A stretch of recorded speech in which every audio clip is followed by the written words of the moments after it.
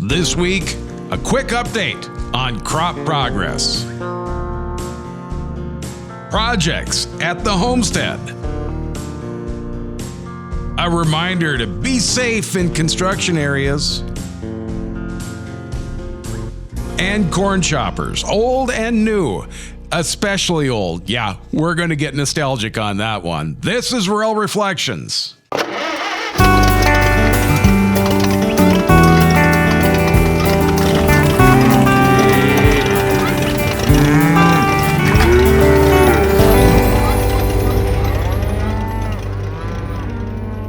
And welcome to another edition of the Rural Reflections podcast. Dave Nelson's in Carrington, North Dakota. I'm Grant Nelson here at the studios of Thief River Falls Radio. Hello, Dave. How are you doing today? Oh, not too bad. Nice and cool morning. Gorgeous, isn't it? What are we going to do for rain now? We're getting a lot of combining done because it's been nice and dry, but I think we could probably use just a little blast of rain now for the soybeans. How about out there? Yeah, we could definitely use some rain for soybeans. That would have been nice if we'd had that a couple weeks ago probably, but looks like there's a chance for some rain now. I'm sure anybody that has wheat or anything like that left would like to strike me dead, but it sure would be nice to have a little drink of water here. Yeah, it'd be good to finish out those last pods instead of having them drop off the soybeans. Corn looks good around here. I've heard some people talk about that corn in some areas is actually a couple of weeks ahead of where it typically is at this time. Do you know how they're doing out there? Have anybody talked about denting corn or anything? Pretty much everybody is talking about what little bit of corn that they have is already dented. I drove by a cornfield yesterday. The cobs are hanging, and this is at the edge of the field, and the husks are drying. So, and the stalk is green yet, but so it's the heat and the corn hasn't really lacked for moisture because there's so much subsoil moisture, but it's the top of the ground that's pretty dry here. You know, we have corn right across from our driveway, and it was growing so fast this summer that when I came out one morning, I could have swore I saw a stalk actually move towards me. I mean, it was growing that fast. And I agree with you. Here, the cobs are hanging also, and I've heard people talk about denting. And actually, it seems like prices they've come back since before COVID-19 on beans and corn. So my hope is that the farmers can get a good crop and get some money for it, get paid for it. They've been suffering through COVID-19 too, but they've also been suffering for 5-6 years of decreasing prices. Yeah, it's would surely be nice to have a little bump in prices, or a big one if nothing else. But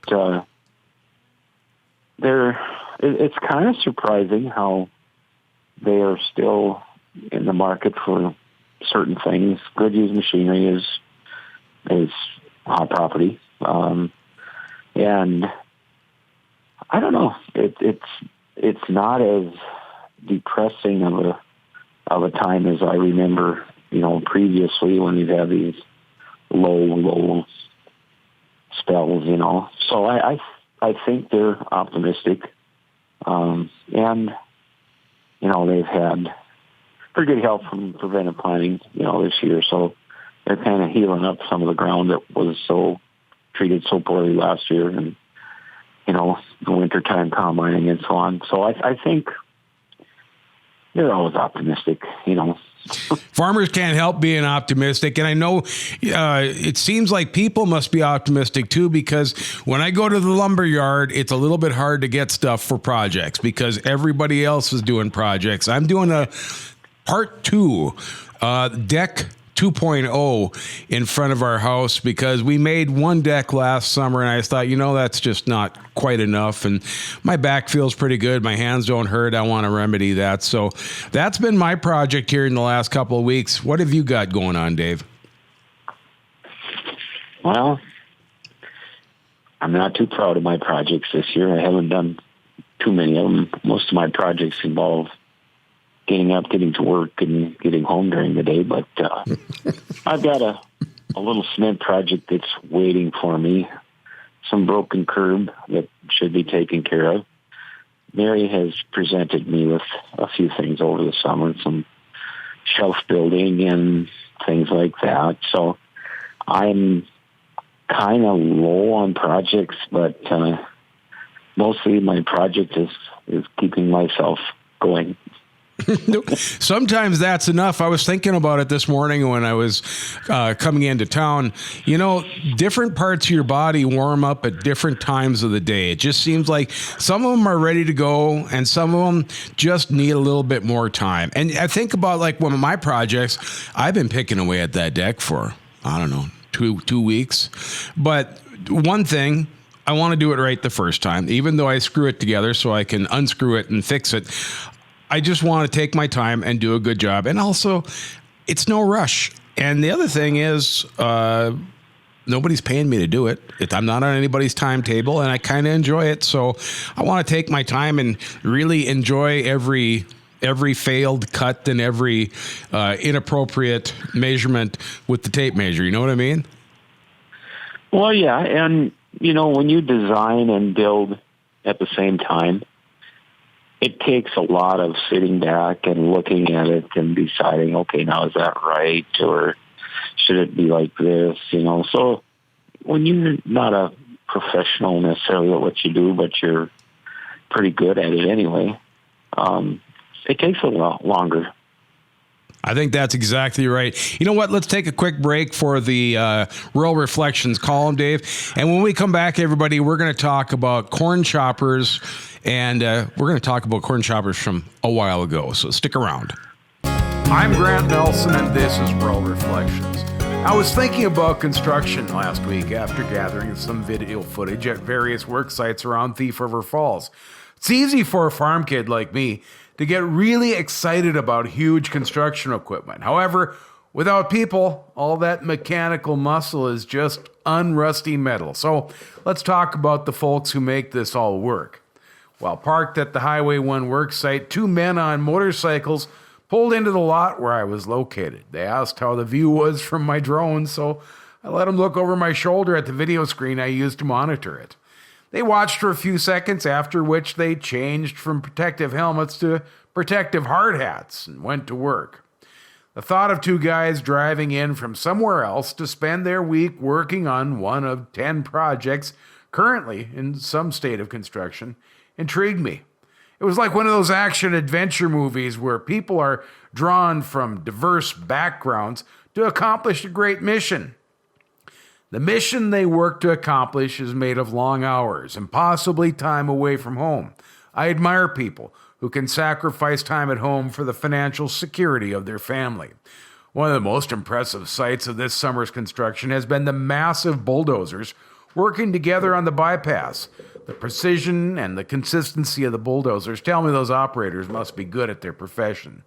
There seems to be a lot of teamwork among this group as I see them take their lunch break together, seated at the curb of black dirt they created only that morning. Now, I don't like the heat of summer.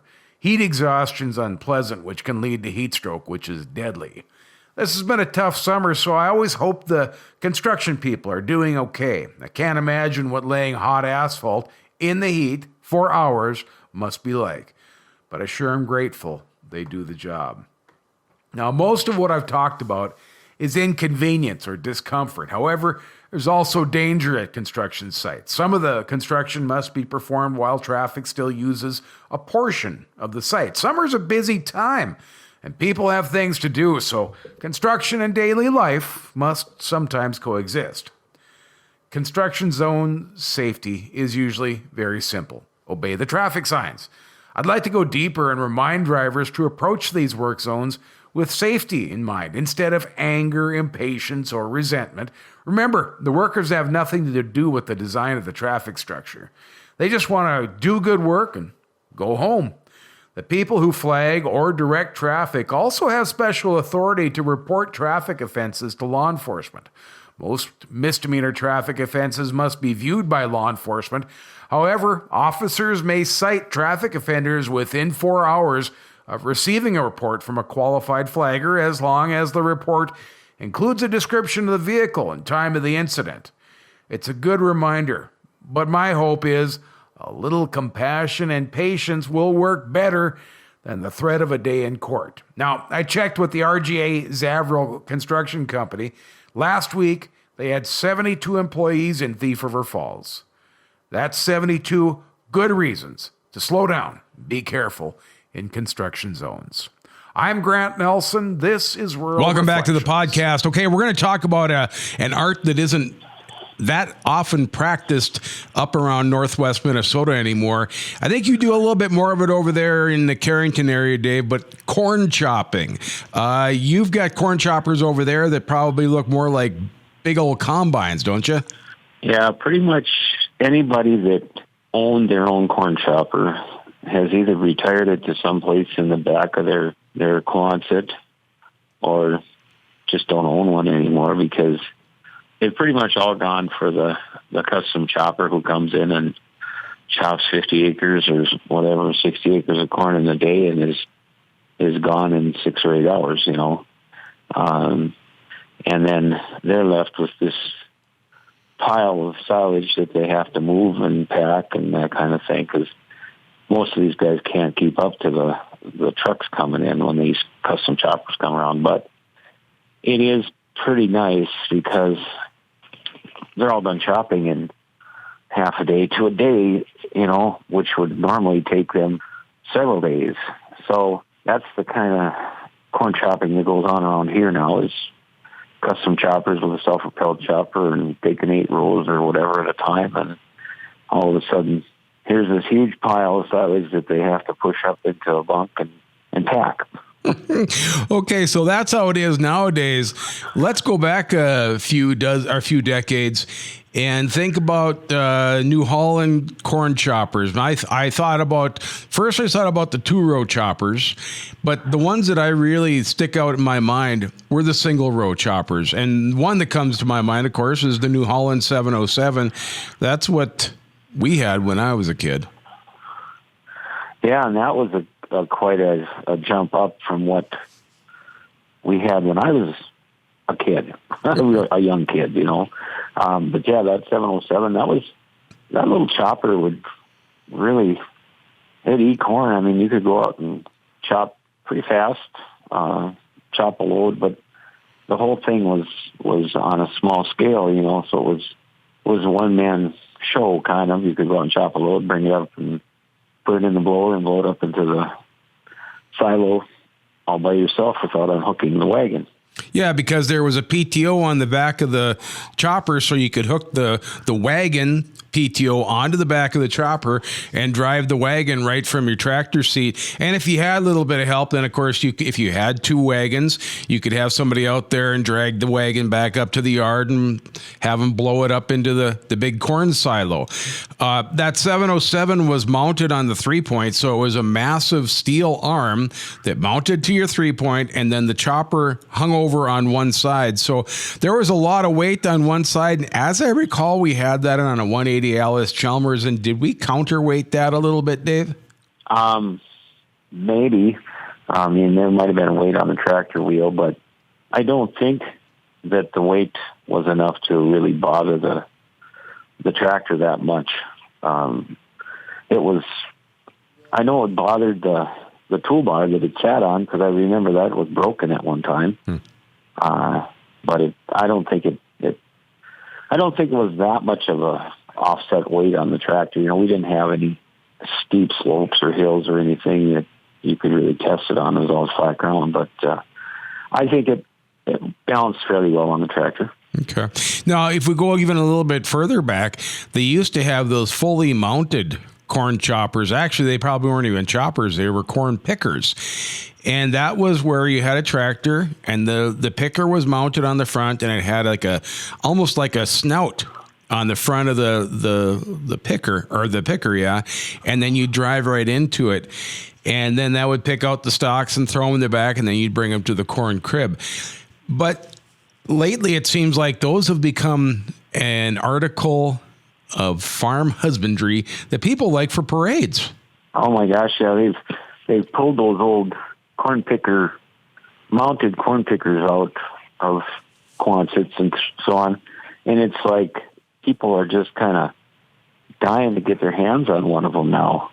I don't know, if it's just nostalgia or whatever, because around these parts we never picked corn. That was always something that was done Iowa, south of us. Yeah. And so there was corn cribs as you drive through Iowa, Nebraska, and so on.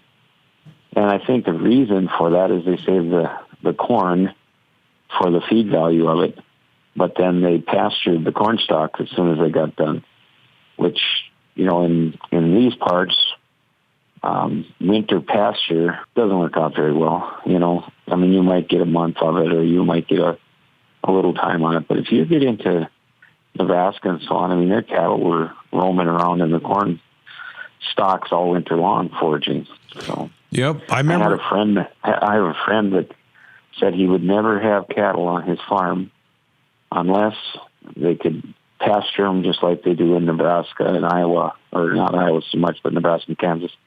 And he said if I could have a setup like that, I'd grow corn and I'd have cattle. Otherwise, I'm not going to do it. So now, today, his sons have probably 3,000 acres of corn and 250 cows. They're carrying on the dream then. Are they actually, they're kind of fulfilling the dream? I used to I'd plant no-till corn and soybeans in strips. And then I'd take off enough, use a fence line to go across the rows and take off enough every day so the cattle just walked into it and they'd eat it down to the ground. That was fun. It was a lot of work, not a lot of work, but it was some work walking through the stalks and everything. But boy, you sure got to know the cattle a lot better, especially when you would come through a particularly heavy area of corn stalk, and then boom, there's the bull, and you're standing there right nose to nose with them. That's when you really got to know them. We used to chop corn a lot differently on our farm when I was a kid. We had an old Case 1-row chopper that was shared with a bunch of neighbors. And right about the time when it was going to be corn chopping time, we would take the hay racks, and they all got lifted up and turned a half a turn, so the backstop on the hay rack was towards the front. And then we mounted a chicken wire pull-off. It was 2 pipes and a bunch of chicken wire, and then you'd lay that on the wagon and blow silage on top of that, and then you'd go up into the silo, and somebody had to be there with another tractor to pull that chicken wire mechanism off the hay rack, and then the 2 guys had to put that chicken wire thing back on the hay rack so you could go out and get another load. It was quite it was probably a very cost-effective way of doing it as far as materials and so on, but boy, it was slow, and took manpower. So if you had 5 guys that owned the chopper, no matter where you were chopping, everybody had a job to do. That reminds me that the good old days weren't always so good. You got anything else for us this week, Dave? I guess not. We're hoping for some rain, so hope we get a little bit, and then it stops and lets everybody get back to harvesting. That sounds good. Well, Dave, I'll let you go till next week. And as Augustus McCrae used to say from Lonesome Dove, here's to the sunny slopes of yesteryear. You have a good day, Dave. All right. See you, Dan.